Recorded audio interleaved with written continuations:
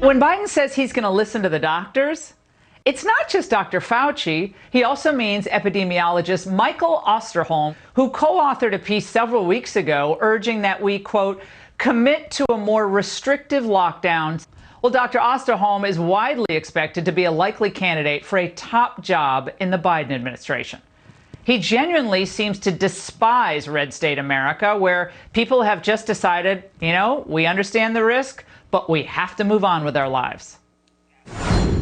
Well, I hate to say I told you so, but I told you so. I present Biden's newly minted COVID advisor, Dr. Michael Osterholm. We need to, in a sense, lock down to drive this infection level to a place where we can actually control it with testing and tracing and follow up that way, just like the Asian countries have done.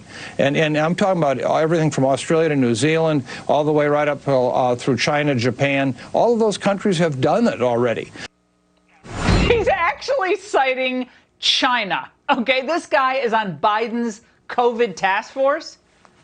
Joining me now is White House COVID advisor, Dr. Scott Atlas. Dr. Atlas, you heard the litany. He's saying that Australia did it right. Melbourne was locked down for 111 days. Okay, people are having PTSD when they went back out in public for the first time. This is where we're going back to, even with the vaccine being available for distribution in April, apparently. Hey, Laura, thanks for having me. Well, you know, somebody that would say that really is just denying the data that exists on all the places that did lockdowns, because the fact is the lockdown does not get rid of the virus.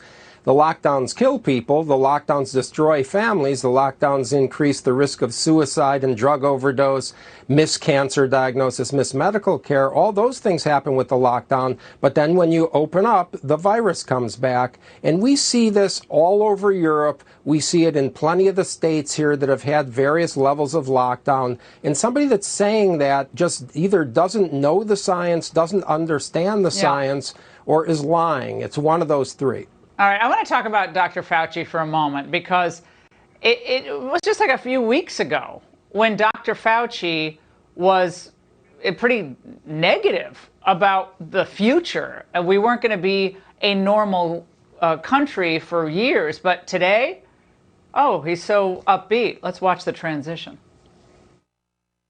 If we get a vaccination campaign, and by the second or third quarter of 2021, I think it will be easily by the end of 2021 and perhaps even into the next year before we start having some semblances of normality. I think you're going to get vaccinated within the first 4 months. I would say by April, you'll be able to be vaccinated. I mean, who knew Dr. Atlas was such an optimist after the election? Is this just the vaccine news, or something else has changed there, Dr. Atlas? Well, maybe he's cheered up because of the election.